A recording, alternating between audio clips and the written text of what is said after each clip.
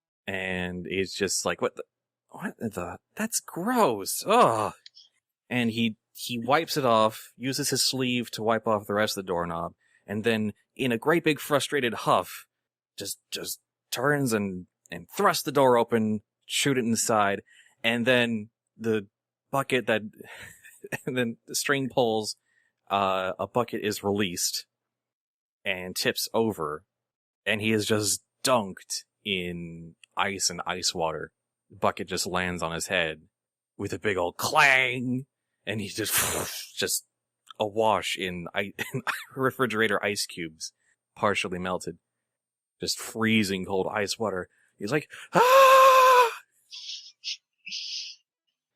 What the hell is wrong with this house? Nothing. Shh, quiet you. What the? He's freezing, his hands shivering. He yanks up the bucket, just tosses it aside. What the hell? Do we have a battery-powered Guys, CD player?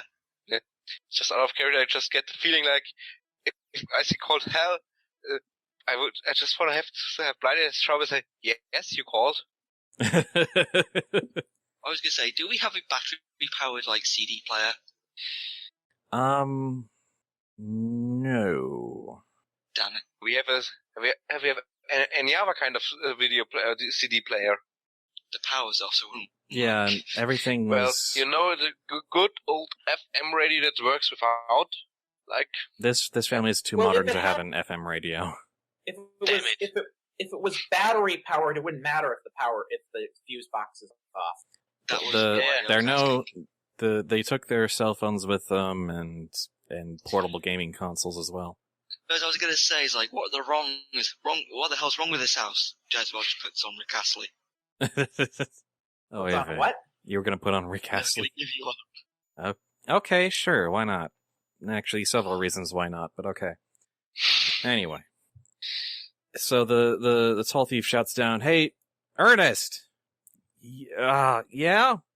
I don't think we're alone in here." Well, what makes you think yes, that? you are. Just trust me on this, he says, shivering.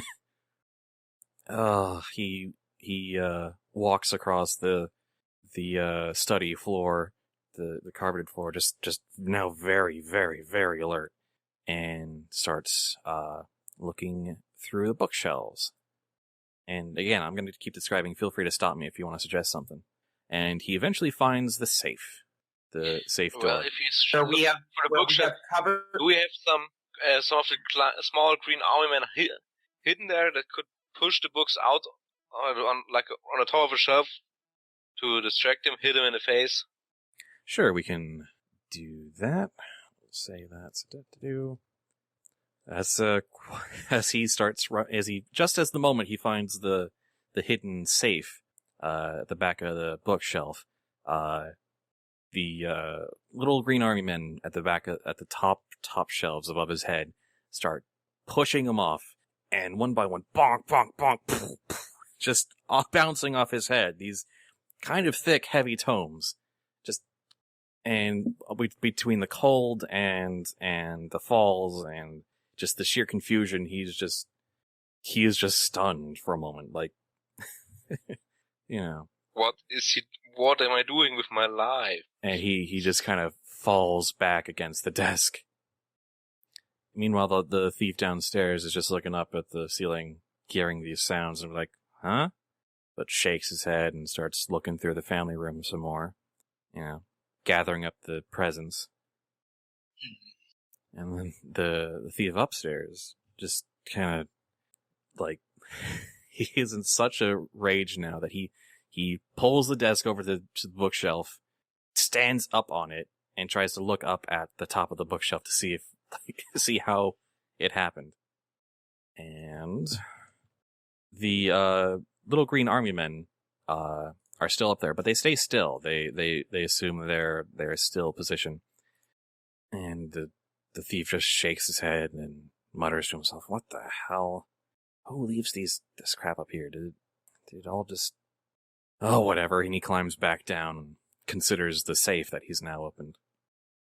Wasn't the open? safe also covered in WD-40? Well, I was thinking we'd cover the thing that opens the safe in a lot of really sticky glue. There's a keypad, and it's a digital combination lock. I would have greased the safe, but glue the combination lock. We don't glue the combination lock, otherwise you will never open that safe again. Yeah. I mean, it's a keypad that you enter. Yeah, like you have a glue. Oh. Glue, Okay. or the evening is, and if as soon as this glue's dry, you can just peel it off or just press the keys normally. But at the moment, it's just touch and Because I was glue to thinking the safe. I was thinking it might be the kind of safe where the classic spin safe. No. That's what I thought This is the McAllisters are very well-to-do, upscale.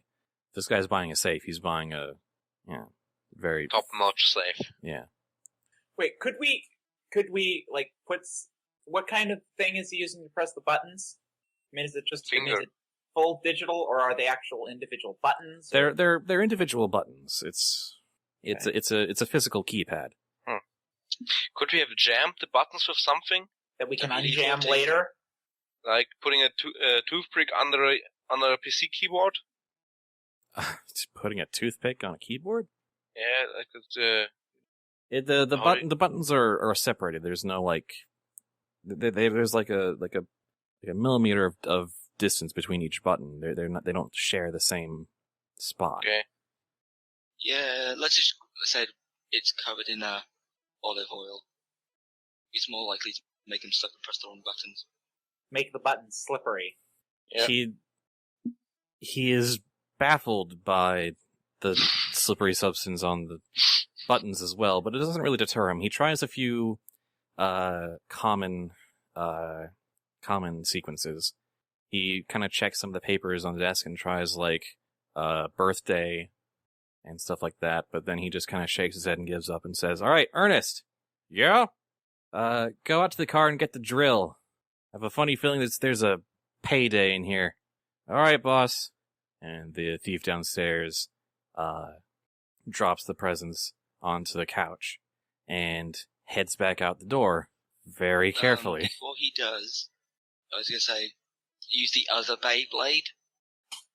The other Beyblade? Because he said he did say that though too. Yeah. Yeah, and we set up something with both. What do you have in mind? I had the idea. Now the idea's gone. What did the idea involve, or do you remember any part of the idea? Maybe a tripwire before, so he. Actually, because this guy wasn't in the front part of the building yet. The metal cars are actually going to try and get underfoot on him again. That's what's. All right. That's also a thing, yes. And unlike the tall guy who had a bit more sense of balance, this guy, they get under his boots and just floor it. Now that they know how to, now that they know what they're doing, they get underfoot, let him get his weight on him, and then they just zoom, and he just instantly feet out from under him, and he lands back of his head first on the ground. Just ouch!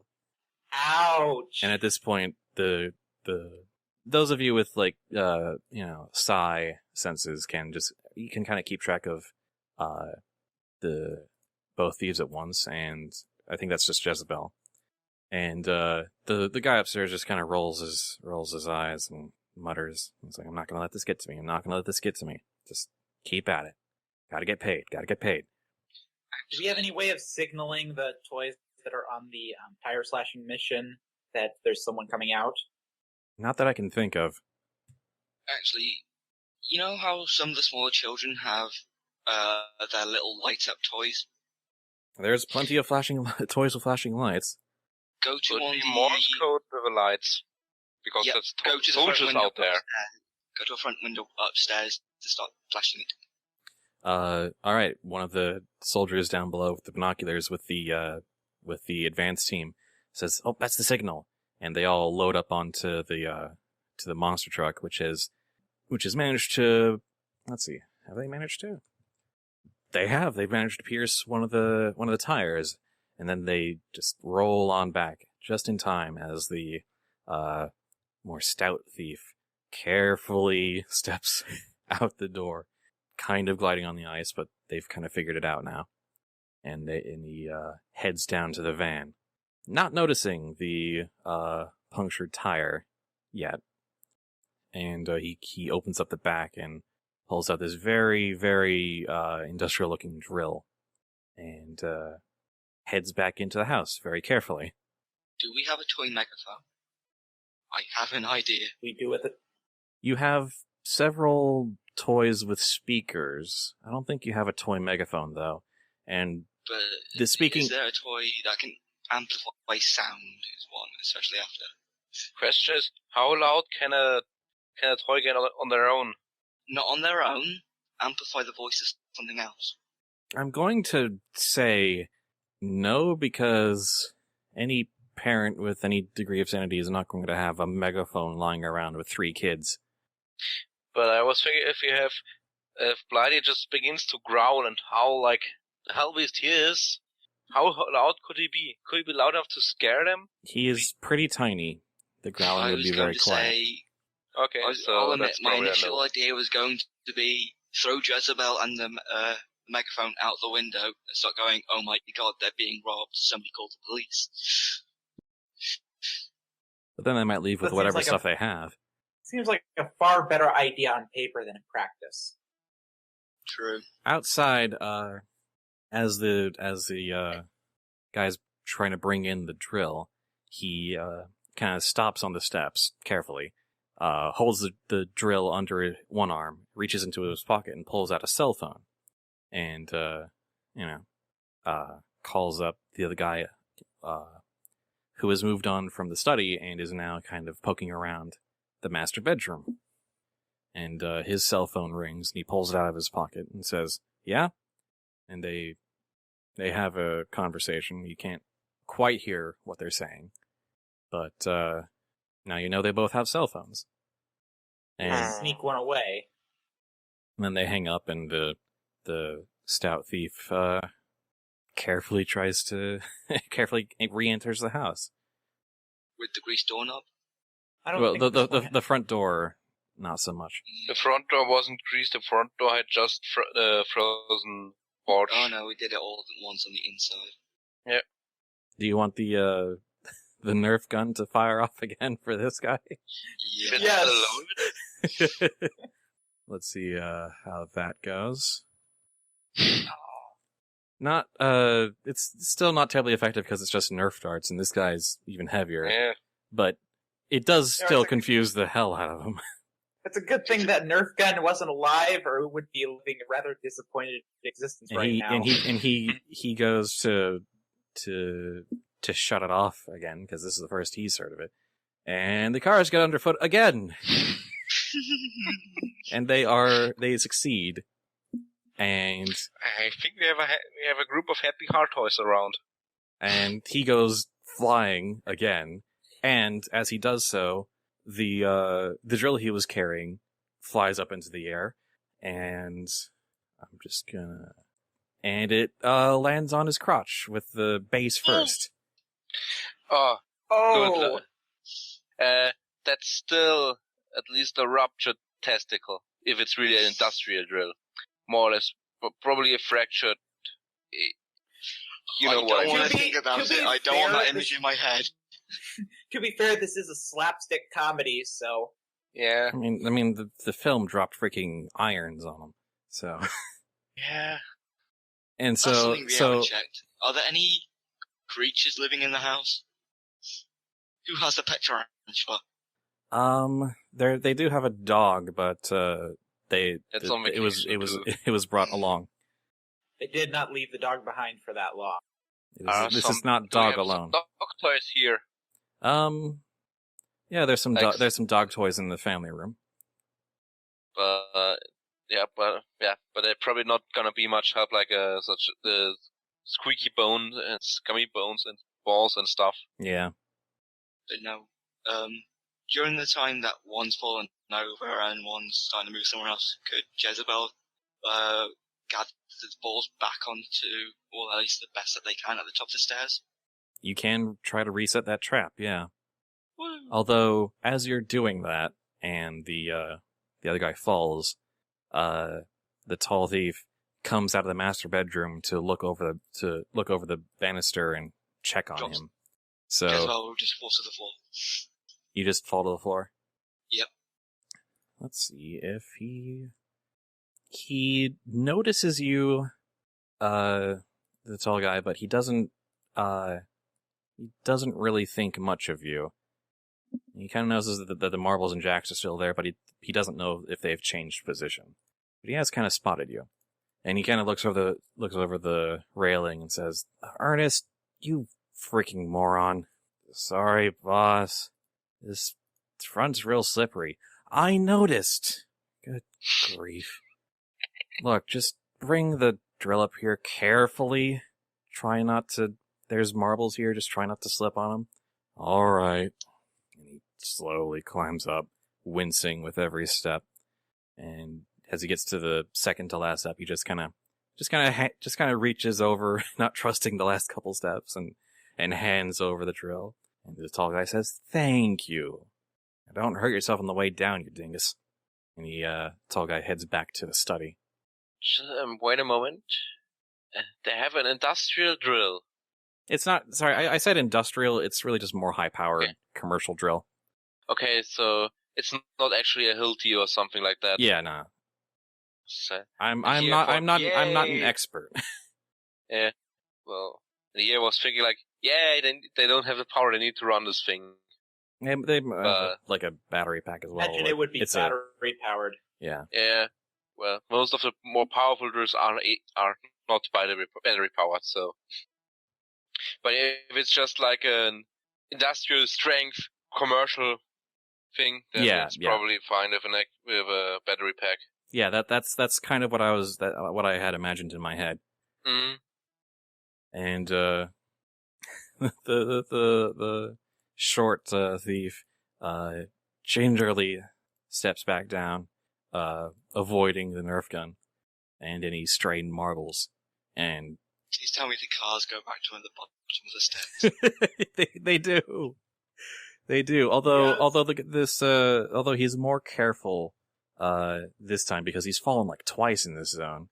But oh nope, the cars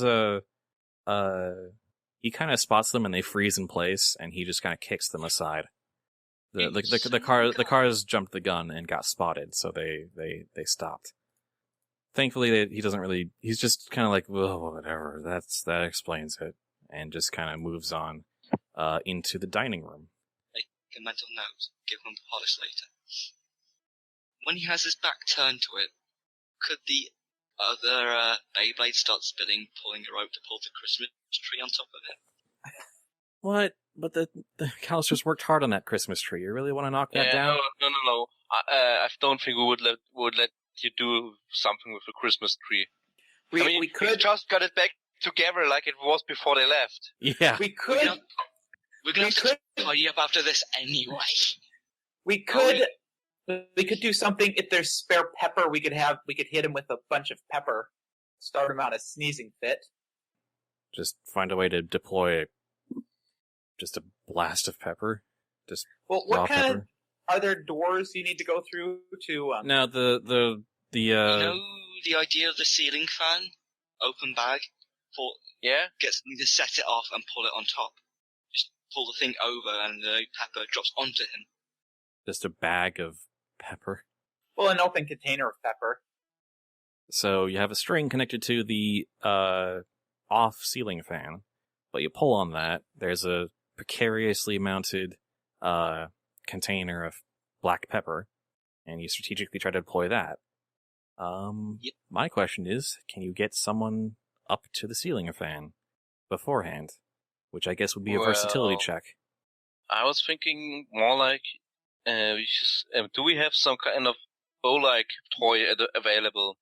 It's like a toy bow. Yeah, no, I mean really bow, not Nerf gun.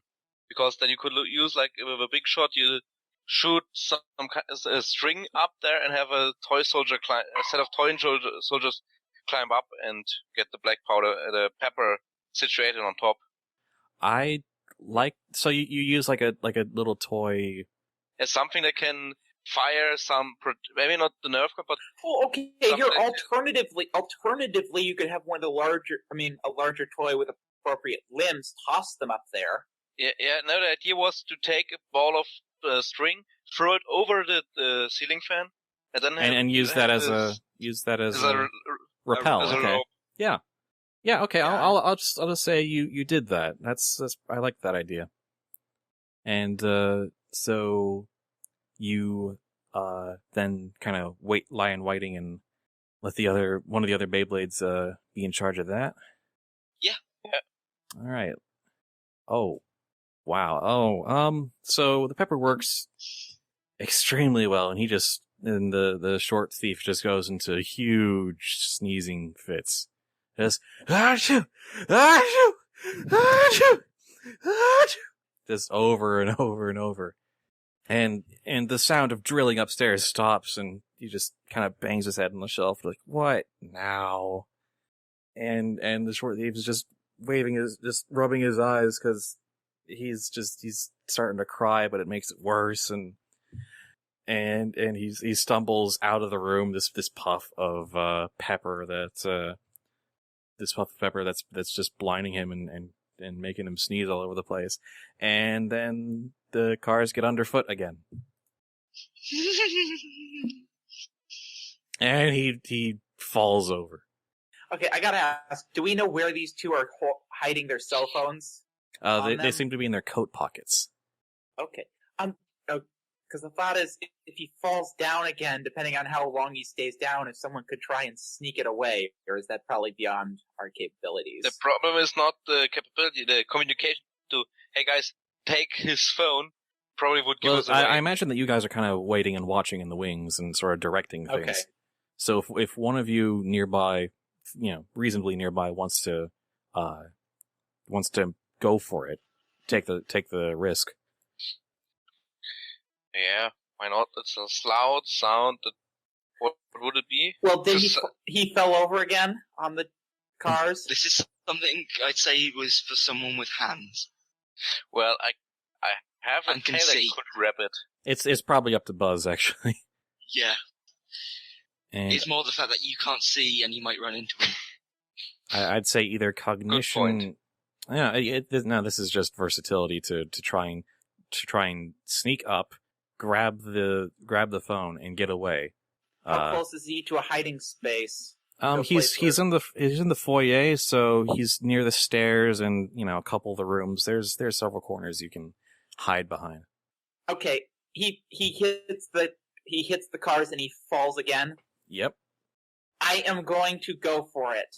All right. Make a versatility check. Okay.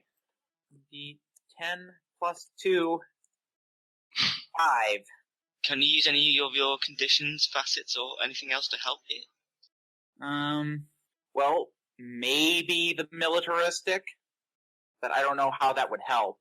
I mean, I don't know how it works to use facets with these kind of things. Facets, as far as I understand, is like a pointer, like you need to have this much character background, and probably what role you don't would. have the thing open. It's like, if I remember rightly, you can use those like once per session to try and give you some help. Oh, you're talking powers. Well, I mean, there's also using your facets and social roles and whatnot to help a little bit with checks. Powers you can use as many times as you want, as long as you have the Nuna, if I remember correctly. Well- Facets you can use once per session. Yeah. Oh, here, let me see. Let me look up where's the facet. Where you use the facet to help with that. Okay. Anyone else know what page at least I should be looking for that? I don't have the PDF up. I'm looking through the PDF and definitely remember the whole facets and whatnot factoring in, but... Because I know, for example, I could use stuff if I was falling down somewhere, so I might not get as much damage from falling. Invoking characteristics. You invoke a specific characteristic from a category he's not yet used during that session and spend a Nuba point. He gains a +2 on the attribute test roll. There we go. It's on page 11. Okay. The characteristic chosen must realistically help the character accomplish his task. All right. And there are 4 characteristic categories: condition, facet, movement, and cognizance. And if you can use one of those categories per session. I imagine movement would be the most applicable. Well, I think would it, more cognitions to identify the foe in the code. or I'd say either militaristic or movement here. I think militaristic would be the most applicable. He's trying to do like pull to off grab the comm. Yeah. to sneak in and grab that phone, sneak out of in a fluid motion that he's not going to notice. So you want to invoke your facet and spend 1 Numa? Yes. All right. So you get a +2, and since he's I mean, this is a bit of a stretch, but since he's in the middle of an allergic reaction and dazed from falling down again, the task is only of average difficulty, and you just barely manage to fish out the cell phone and bodily carry it away before he manages to collect himself and get up. So now you have a cell phone. Yay! And he's Yay! Does anyone here know how to work a cell phone? Even if we don't completely stop every family member has a cell phone, and you've seen them used enough that you. Okay. I was going to say, even if we don't completely stop them, we have evidence of them being here. So, guys, now comes the ultimate kick. That's a smartphone with a touchscreen, and none of us can use a touchscreen, right? Can't we just push it or something? Push buttons? Or push the screen? It's a smartphone. You would need to have an depends on the touchscreen. Either it's pressure or electricity activated, so like you would need either real living flash or something to point and touch it. Or we get a pencil. Use something like a stylus. Yeah. Or using a pencil eraser, maybe? Actually, wouldn't your fingers be able to be used like a stylus? I would. Yeah. I mean, if it's a pressure-based touchscreen. Well, first we've got to wait till he's out of here and then sneak the phone away to a place where where he's not going to immediately notice it being used. Why don't you go behind the sofa if it's against a wall? Well, Buzz is going to wait until he's out of the room, whether he's headed back outside or headed back upstairs before trying to sneak the cell phone to a more secure location. Smart move. Yeah. Yeah. No. At this point, with one being busy and one on the floor, Jezebel's going to try and make her way into the kitchen to try and help get the things back inside. To try and get the toys that were outside? Yep. Are they not going to... So when they retreated, they went and retreated all the way back in? Yeah. That was my understanding. Okay. All right. I mean, if I'm wrong, Spud can say what happened. I mean, They kind of retreated out of sight, but I don't know if they went all the way back in. If they retreat out of sight, they could... if they retreat merely out of sight, then when he goes back in, they can try and work on those other tires. Yeah, I'd say go for that. Yeah, that's probably what they're going to do. Yeah. But still, you would go to the kitchen and give them like a shush, more tires cut signal. Yep, so Jezebel will stay upstairs. So, she will yeah, okay. Also, quietly ask the other toys if they have any ideas. There's kind of a collective shrug and looking amongst each other. Blighty goes like, well, most of my ideas were dismissed as not applicable, so no. Because yours was short of murder. Well, what do you expect from a hell beast? Or an acid. So, I'm surprised you haven't asked the rest of your hell beasts. Buzz with the phone. You mess with the screen behind the couch, and fortunately it responds to pressure and not electricity, but the main problem is it has a pattern lock. Problem? Why is it a problem? That's like just brute force hacking. Or you could breathe heavily into it. With most pattern lock phones, you can definitely see fingerprint trails. Do they know that, though? No, toys wouldn't know that, but still, the brute force approach is something quite but that depends on what brand of cell phone this is. Because if they have an Apple phone, we're going to have a very hard time brute forcing our way in. Why? It's like a 4-digit PIN code with with 10 possible size. That's like No, it's a pattern lock. So you have to draw. There's 9 points, and you have to draw a line between them. Suddenly, I'm forgetting the fact that this is meant to be like a slapstick comedy, and starting to just roll on the pure like. What roll would you roll for trying on pure luck? If you want to try and figure it out, that would be a cognition check. And I've got like 0 points in cognition. Well, your cognition is average. Well, yeah. Try a square. Who's suggesting to try a square? The toy behind the couch. Sure. Actually, well, just roll cognition. Just do it. Okay, 1d12. 7. Do you want to try and boost that again? I can use. I can use any of the. I use each of the traits. Well, you used a facet last time, right? Right. So you can't use another facet to boost to invoke. You can invoke a condition, movement, or cognizance, which is your senses. Yeah, maybe your sense of sight to see the fingerprint or the snare monsters on the screen. That would be a good one. Yeah, sight would probably be the best bet. All right, so invoking the cognizance of sight, spending Pneuma, bring that up to a 9, which passes a difficult, and you can see the screen doesn't have a protector, so you can see a lot of the sort of fingerprint grease on the phone, and most prominently there is a streak forming a shape on the pattern lock that's sort of like a upside down question mark. Well, that's kind of cute. All right, okay, so he knows how to unlock it. He's going to wait to actually turn it on until he can, again, sneak it away to where they're less likely to hear or notice it while he's trying to use it. Well, you're already behind the sofa. Right, but if they walk through and he's speaking, he wants to make sure they're not going to hear him. Well, where do you want to go then? Well, maybe back upstairs to the other toys. Could he? Just as a suggestion, you can whisper into the phone. Let's say you're calling the police or whatever is going to happen. Ham it up.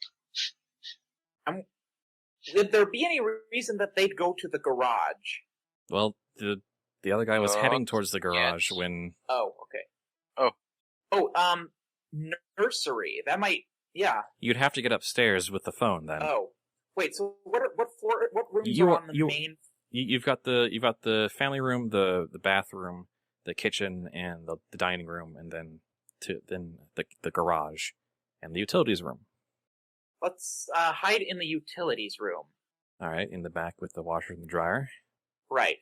All right, and you managed to find the streak on the phone that kind of lines up with the pattern lock. Yes, and he will use the phone to call 911. You try the pattern lock one way, it doesn't work. You try it in the opposite direction, it does. Okay. And the phone opens up, and you're able to access the phone. Well, wait. If you wanted to call the police, isn't it normal that you can make like emergency calls? Oh yeah, like you can actually just without unlocking the phone. Yeah, you can actually. Oh. No, you might not know, but yeah, you can just shake it or swipe individually facepalm. Yeah. As you mess with the phone screen, you see a little pop up on the screen that says swipe to make emergency calls.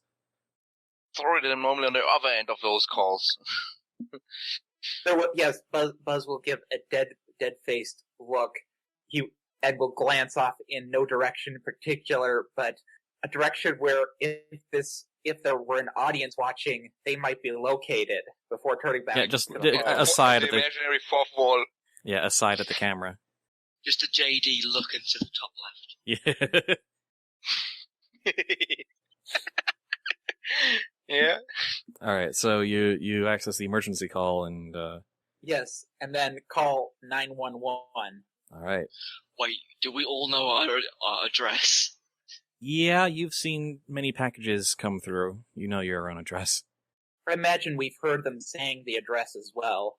Just I mean, some of you have lived here for almost a decade, so Yeah, so like some sooner or later you would have left, laid on the floor when a package or letter dropped in.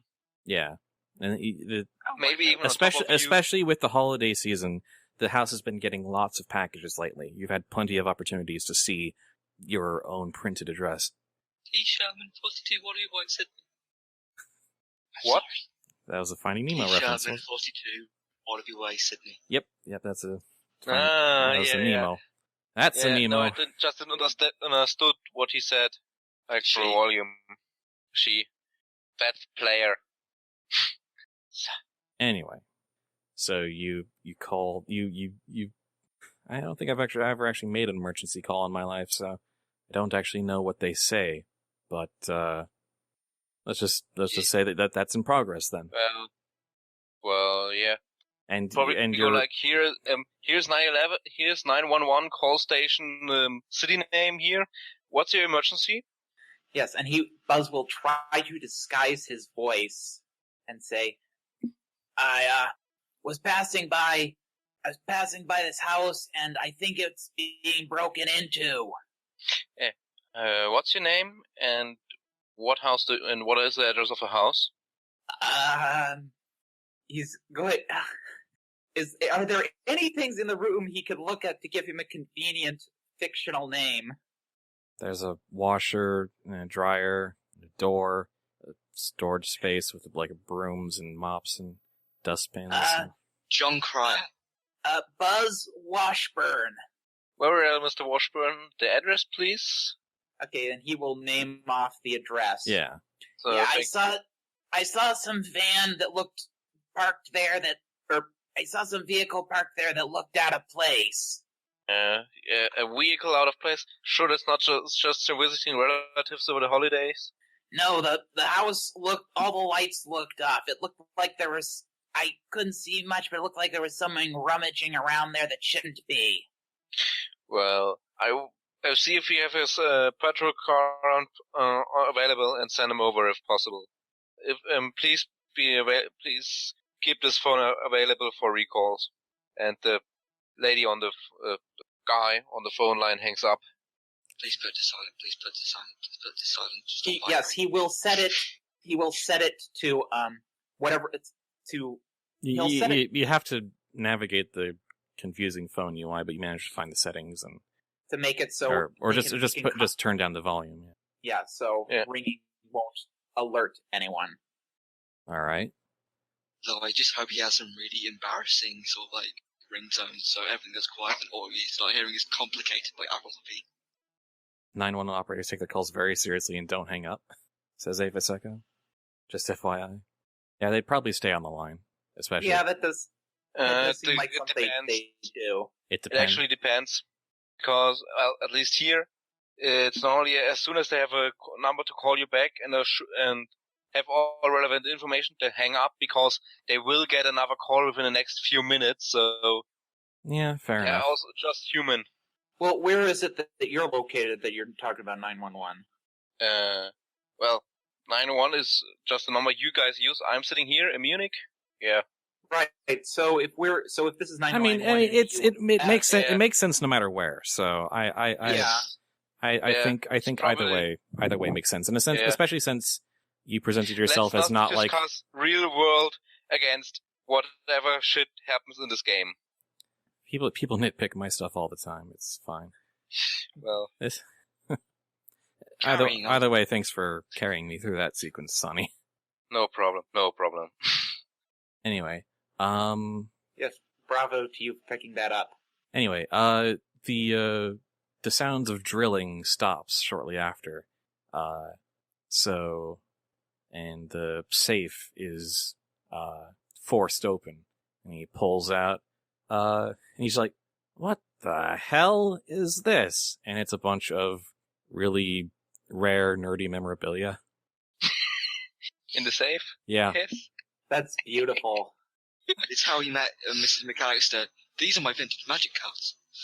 It is. Yeah, I imagine like two Black Lotus, like there's the magic. There is a Black Lotus in there. Lotus.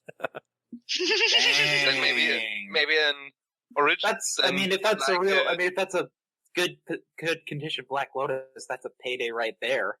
If he knows that. Yeah, and I think like a Sega Dreamcast in the stuffed in there, and a Dreamcast is not. I have all 5 pieces of Exodia.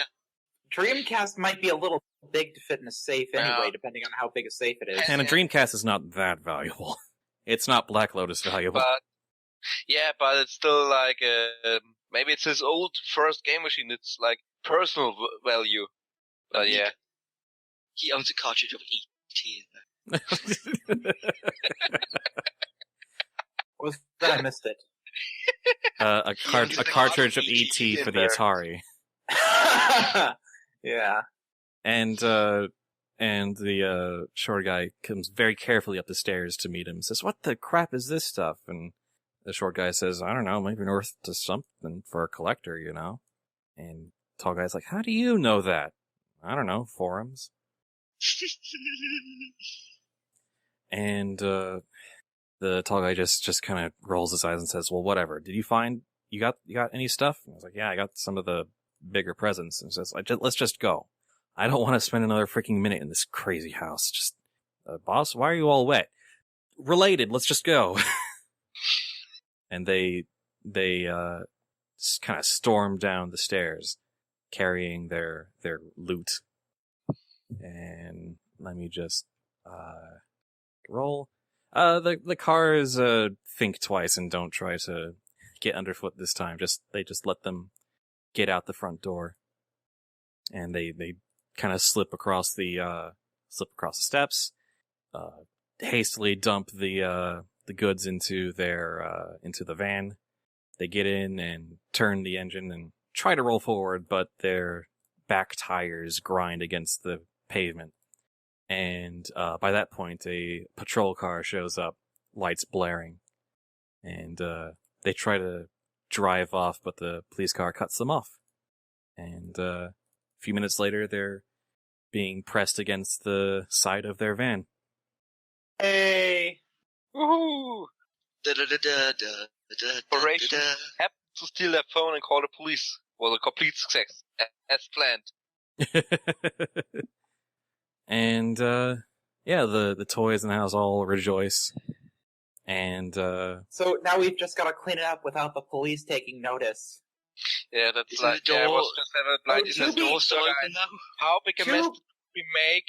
Well, to be fair, at this point we can basically blame the mess on the burglars.